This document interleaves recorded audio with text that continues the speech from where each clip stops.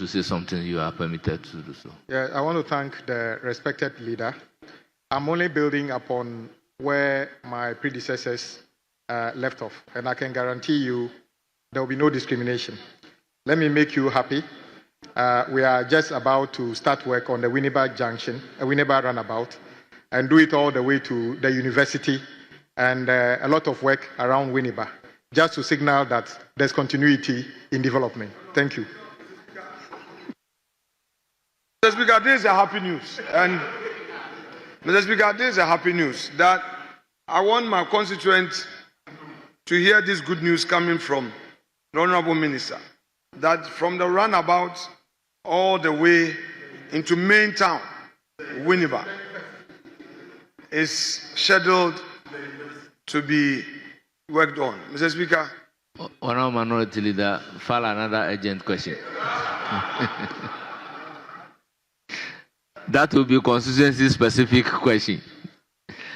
Yes, Majority Chief Whip. Speaker, thank you for the opportunity. Mr. Speaker, let me confirm from the Honorable Minister whether or not it is the operationalization of the law that has been suspended and not an attempt to set aside the law as passed by Parliament. Whether or not that's the case.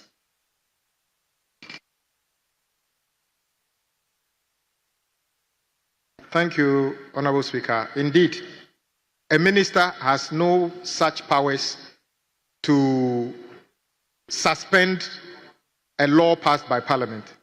Indeed, it is the operationalization that became problematic, leading to the advice to further engage to make sure that the labor front at the ministry is peaceful. So as of now, that law hasn't changed. If there will be any further decision on that particular act, I will come to the House and make that known to the House. Yes, Honorable. Honorable, I rule that we will limit supplementary questions to one each. So I intend. One of the Ghana Highway Authority particularly raised fundamental issues on a number of clauses in the Act. I'm unable to start mentioning the clauses and what the concerns there are that they've raised. I believe all that have been filed as evidence to the Attorney General's office, and I am very confident that after a review of those, the Attorney General will be seized with enough fact to advise on the way forward. So I cannot begin to share some of them because it will be half work done. What about the ones I'm unable to share? So I'm unable to start attempting to share some of the details of their consent. But all those details have been filed to the Attorney General's office for advice. Yes, Honorable Nitiwul. Thank you, Mr. Speaker. Mr. Speaker, apart from the Ghana Highway Authority, as you mentioned, which other agencies raised labor issues or were involved in the decision to refer the Act to the Attorney General about the suspension? Which are the other agencies? Minister, you have the floor. Mr. Speaker, significantly, the concerns are largely from Ghana Highway Authority. Indeed, we have the Ghana Highway Authority, the urban roads and feeder roads, and to an extent, road fund, which is insignificant in terms of the size of their operations. So I can confirm that much of the concern is from Ghana Highway Authority. Yes, and Ghana Highway Authority is the most significant in terms of numbers and operation in the three units under the ministry. Mr. Speaker, I agree entirely with the respected minority leader that we are all learning in the House, and especially we should conduct business in such a way that the newcomers would learn. Indeed, it is good. The confidence by which my colleague spoke is good, and I would encourage you to keep it up. The only slight difference is that I'm not going to discourage you. I can tell you, once upon a time I was like you, and you grow to be even older than me. What you read, what it meant is that when the papers are available, Mr. Speaker is the one who gets to know. It can only be made available to us after it is laid. Say, once sufficient copies are available. I thought you were going to say that now that it has been laid, we want copies now. But since you didn't say that, there's no need for us to be given a copy even right now. So I would say that you actually did well by the particular interpretation you gave. The person who should see it before it's laid is just Mr. Speaker to make sure that it's placed on the other paper. But I want to encourage you. It doesn't matter. You've made it today. We all learn from it. Tomorrow, including myself and yourself. Since you are encouraging him, we have all learned out of this. So, Mr. Speaker, I think we should encourage Honourable members, I think it's an important issue that you have raised, but let's look at it critically so that it doesn't reoccur.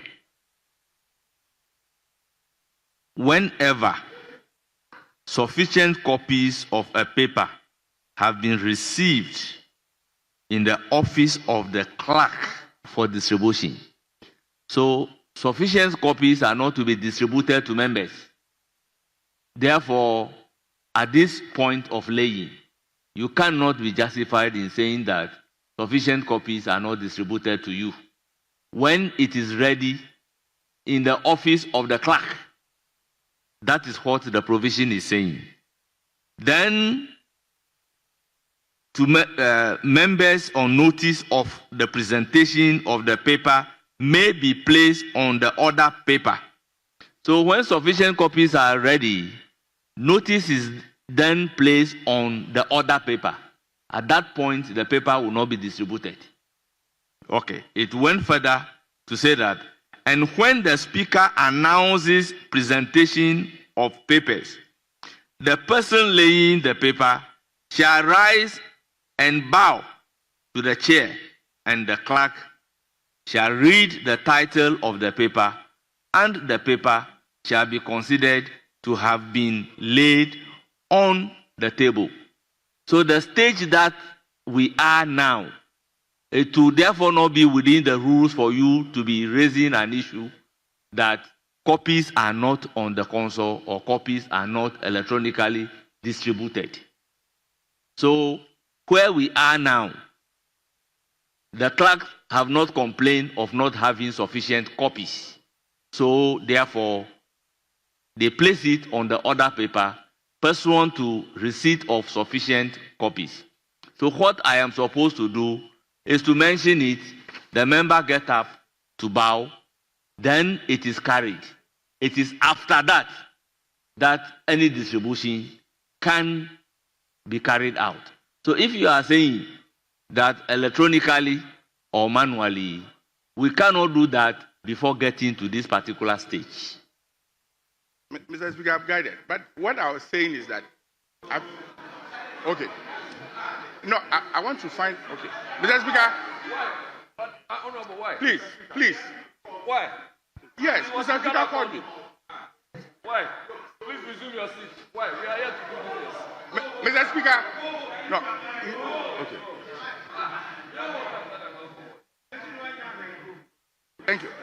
Mr. Speaker. So if pursuant to this, there is going to be a debate, then you can insist that the papers are not distributed.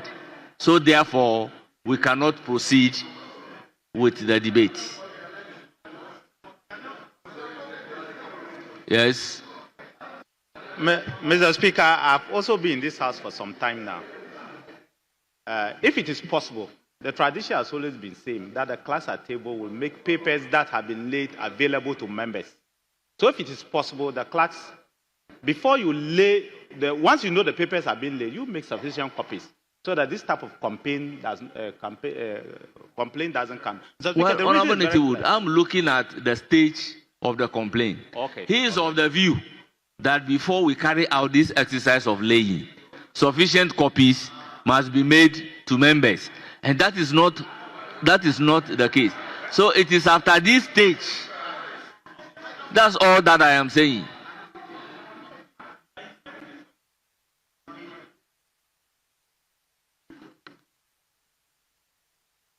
Honourable members, yes, it's now time for statements.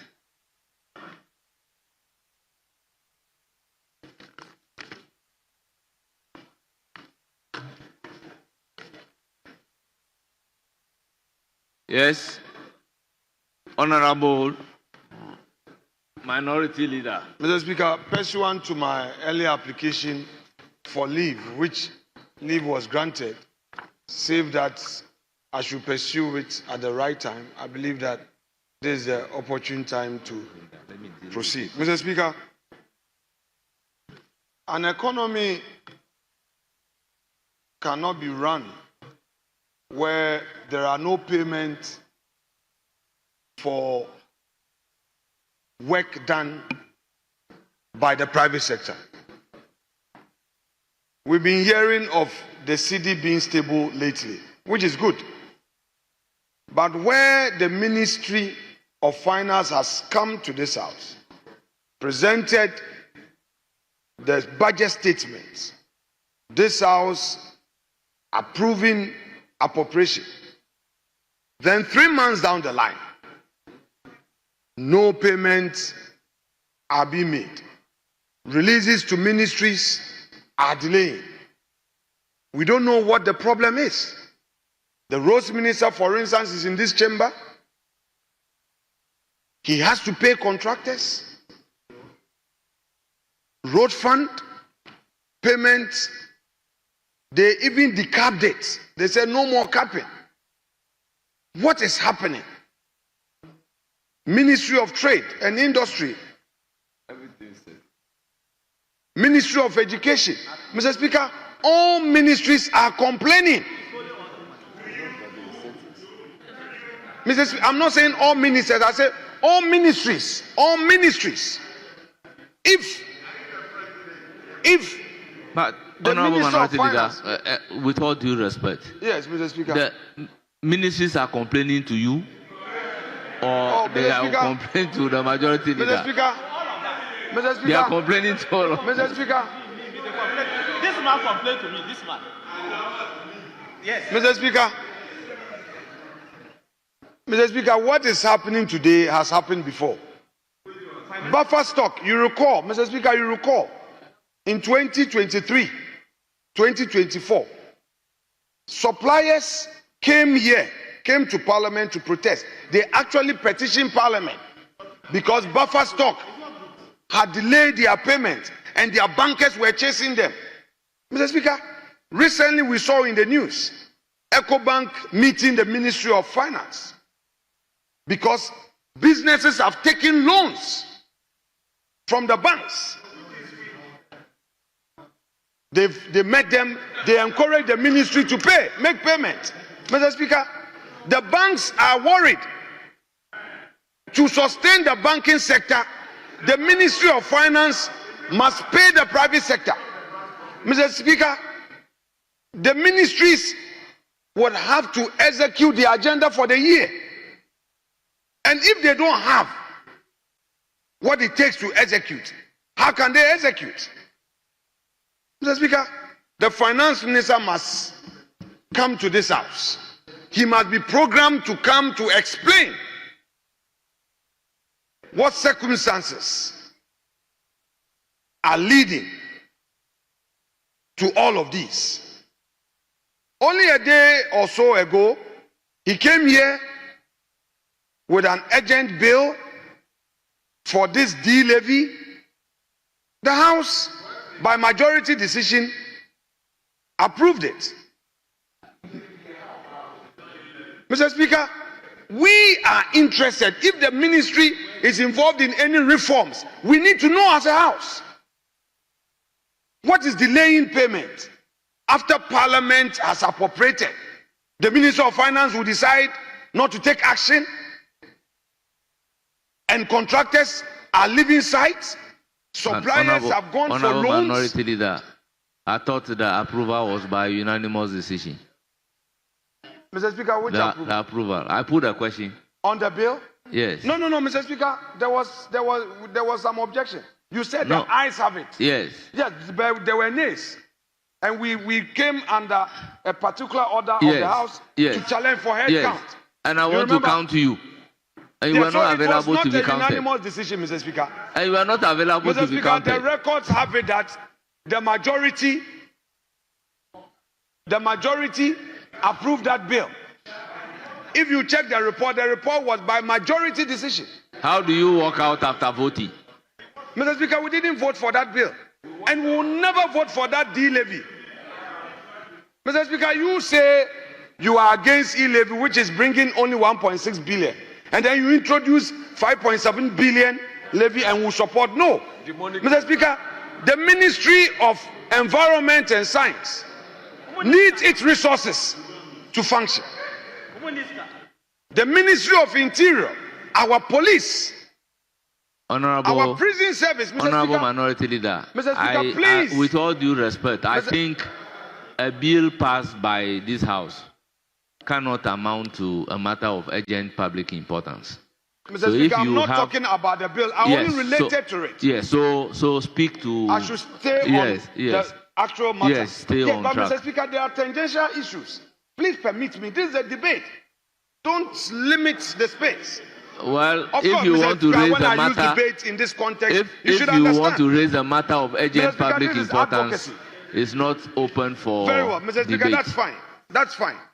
Mr. Speaker, this government came into office riding on the back of the mantra reset.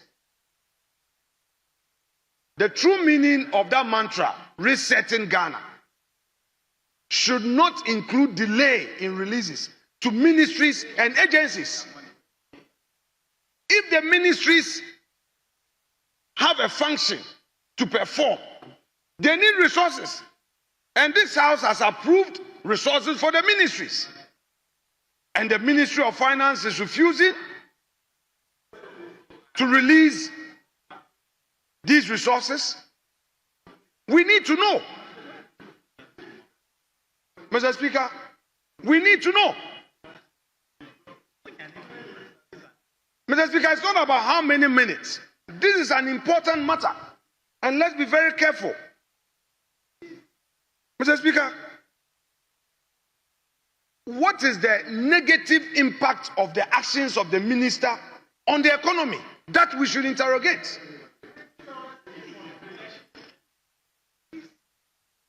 Okay? Mr. Speaker, I do not expect any of us to encourage this. Mr. Speaker, very well, if the Chief Whip wants to come in, I will let him come in. Majority Chief Whip. Mr. Speaker, in pursuance of Order 93.1, I rise to checkmate the minority leader in respect of the statement that is presently making. First, the content of the statement is not known to us because you sought your leave to raise a matter of some importance. And so he started. But he's digressing to other matters. So within the terms of the 93.1, 2, 3, and 4, we may have opportunity to comment on the matters that he's raised. But we don't have a copy of what he's raising. So, Mr. Speaker, if he's minded, then yes, then we can be guided. Or as he indicated that we should allow the backbenchers, if you want to go by his interpretation, do you have sufficient copies? Oh, it's okay. Speaker, I thank you for the opportunity. But have you distributed copies? Mr. Speaker, I would give him my copy so that he can make an input. Mr. Speaker, it's been several months since, Mr. Speaker, this House received countless petitions and complaints from local contractors who have executed state-sanctioned projects ranging from road construction to school infrastructure and health facilities, yet have been left unpaid for months, and in many cases, these contractors have not been given answers. These are not speculative claims, Mr. Speaker, they are facts. Certificates for completed works have been duly validated and submitted. Contracts have been honored in full by the service providers. But the Ministry of Finance, which is responsible for disbursing these payments, continuously denying these contractors of their payments. Mr. Speaker, ministries and agencies that had their budgets approved for the 2025 financial year are still struggling because of these delays. Mr. Speaker, of particular mention is that of the Ministry of Roads and Highways. Mr. Speaker, the Ministry of Roads and Highways, including its agency, the Road Fund,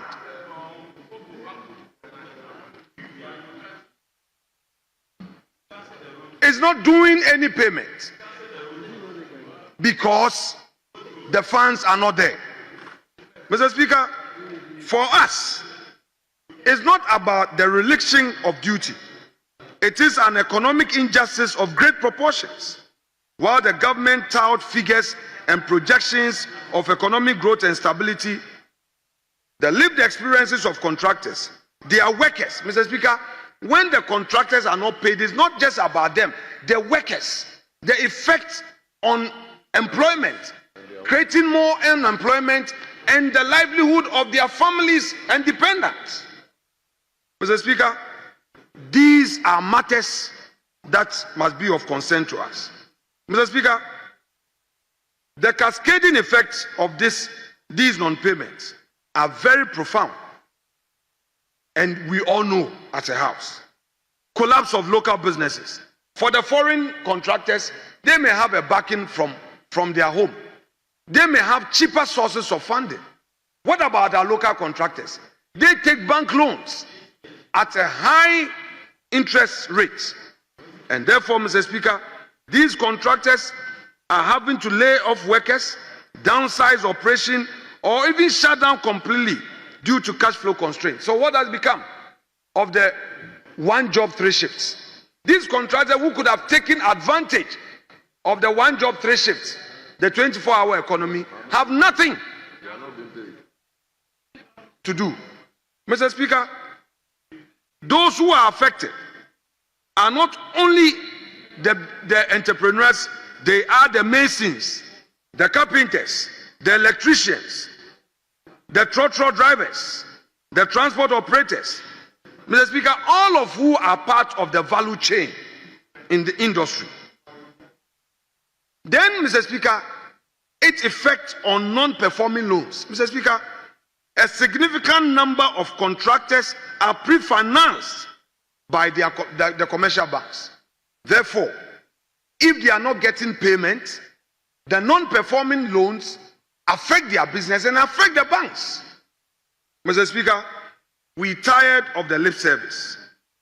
The Ministry of Finance must walk the talk.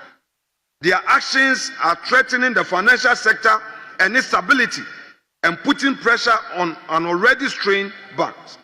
Then store developmental projects. Mr. Speaker, from store roads in our rural communities to abandoned classroom blocks and health posts, the developmental agenda of this nation is grinding to a halt.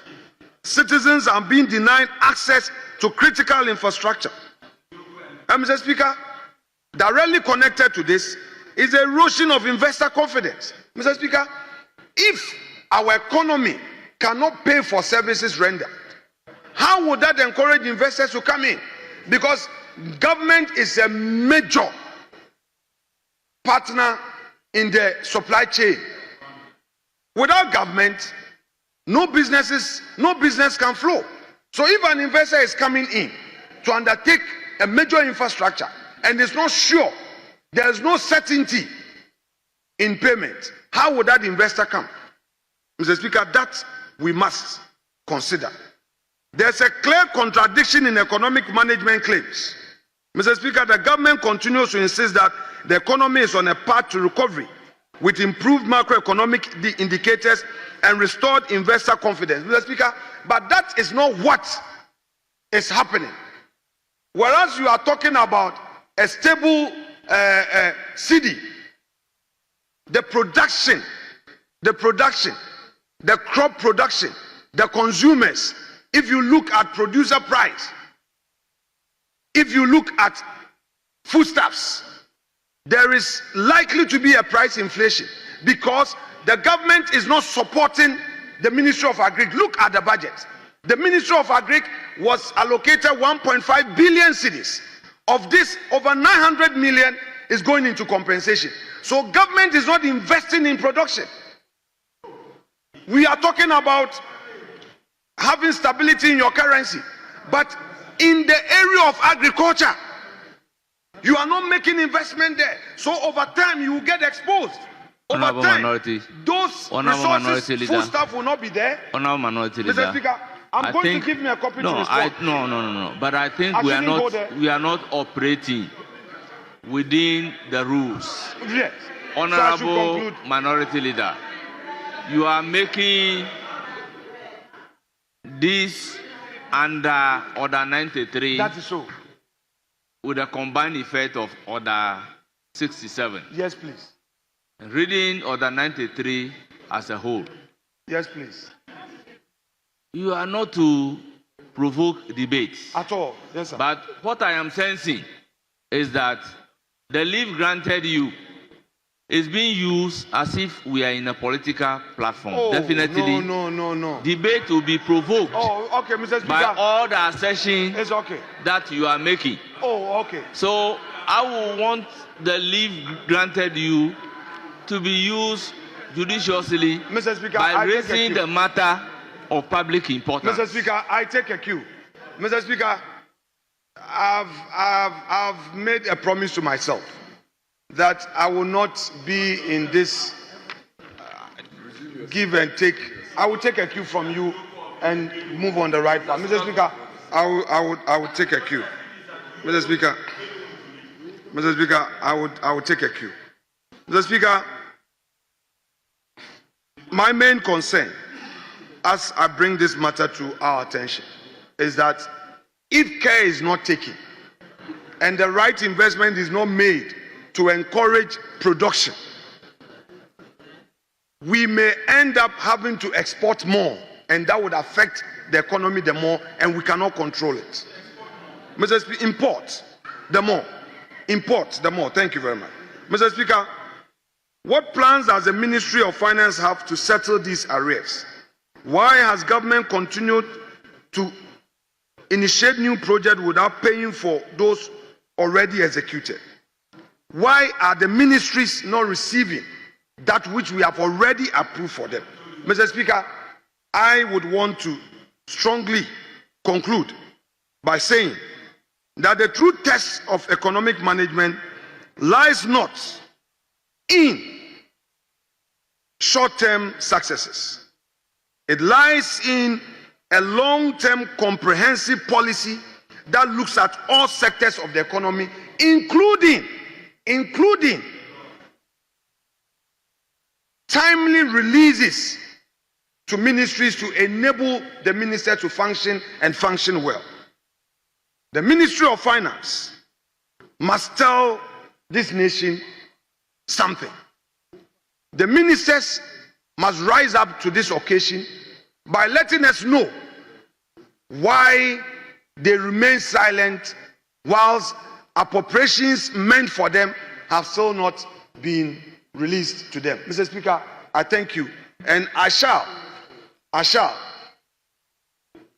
yield to the request from my colleague, the Majority Chief Whip, to make available a copy of my statement to him for the purposes of his own input in the statement I've just made. Thank you so much, Mr. Speaker, for your kindness. Honourable members, I intend not to open this matter for debate, but once the minister responsible for rules is here, and largely the issue has got to do with payment to contractors. Well, I will give you the floor. And after that, we'll move to statements. Mr. Speaker, I thank you for the opportunity. And I would have hesitated in commenting since if this statement was purely or about a bad situation, I would have been quiet. But it is difficult for me to understand the basis of this particular statement. Mr. Speaker, just 6 months ago, let us all do a little bit of introspection. 6 months. Where was this? Hold on. Where was this? Where was this? Let me come. Let me come. Why indiscipline? Why indiscipline? Honorable John Dako. Why is it? Who point? Mr. Speaker. Let's listen to each other in let's silence. do a little bit of introspection. Why are you running? Few months ago, the prices of foodstuff was going up.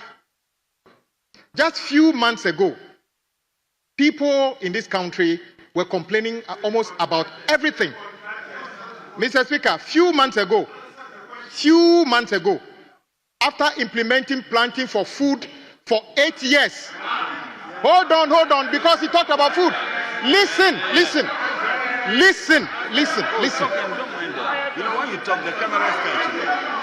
When you talk, ignore them and go ahead.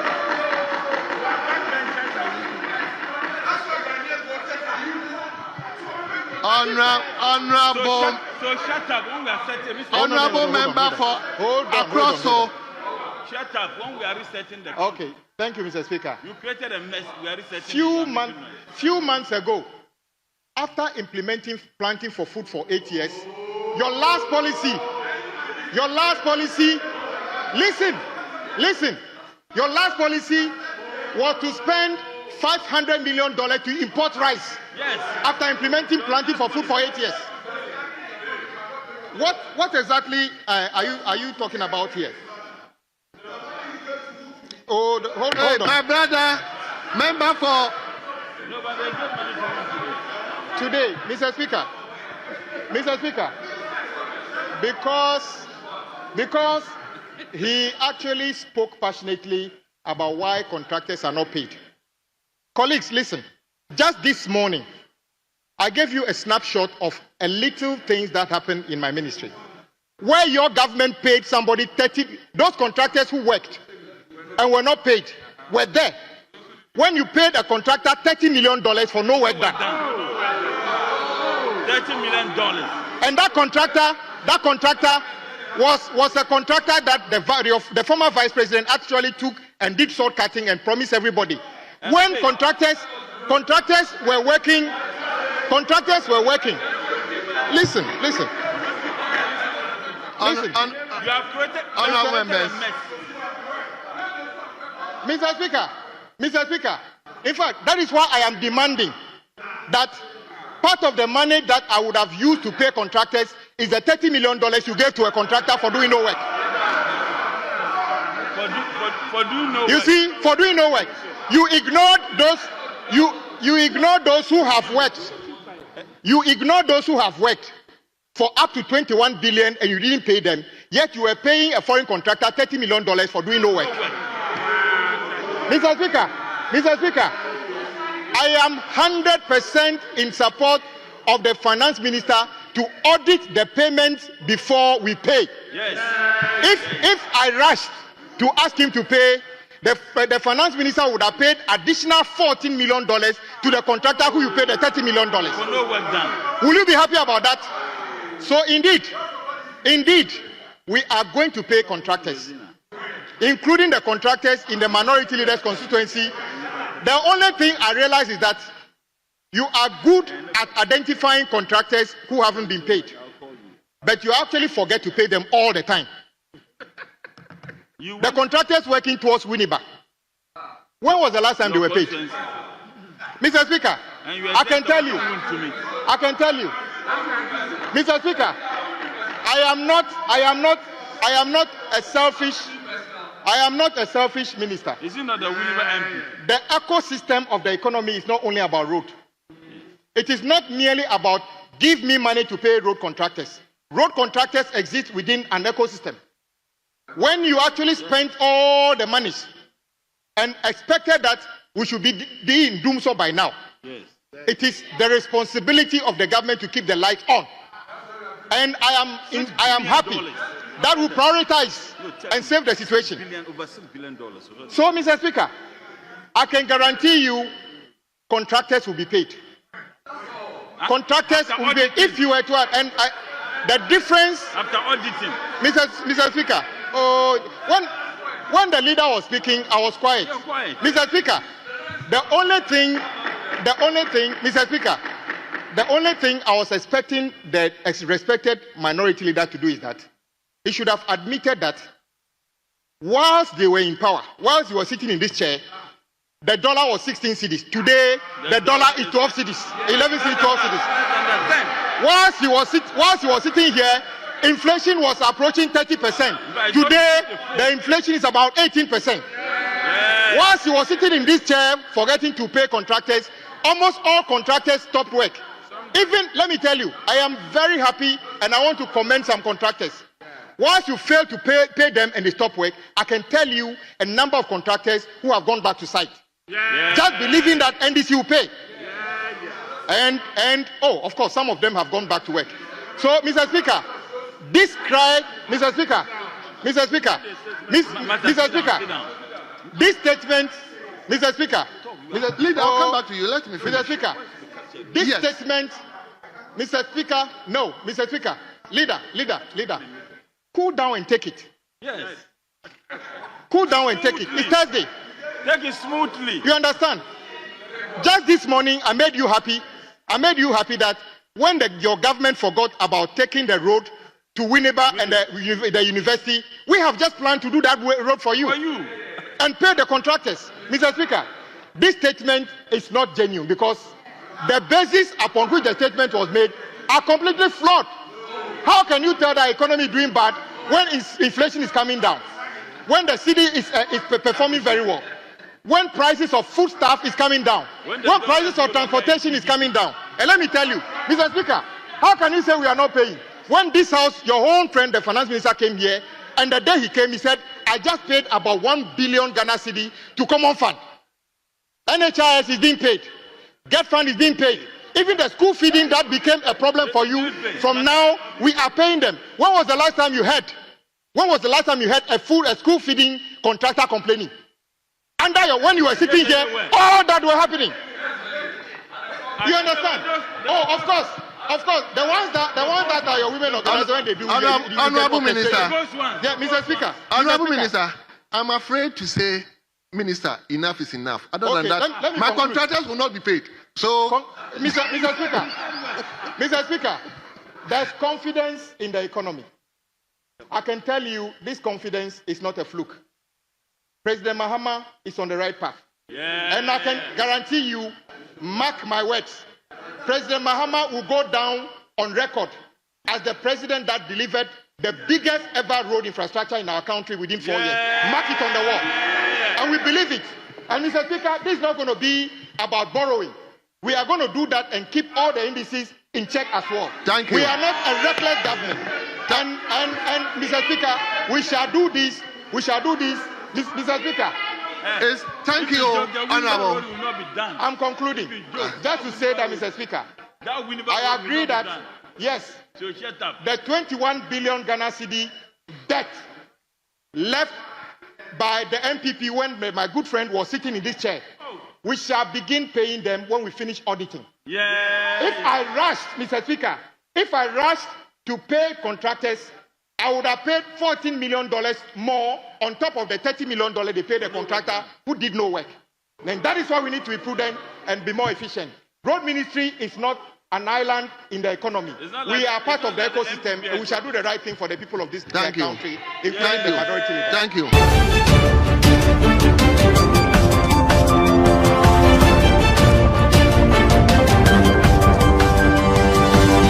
Afenyo.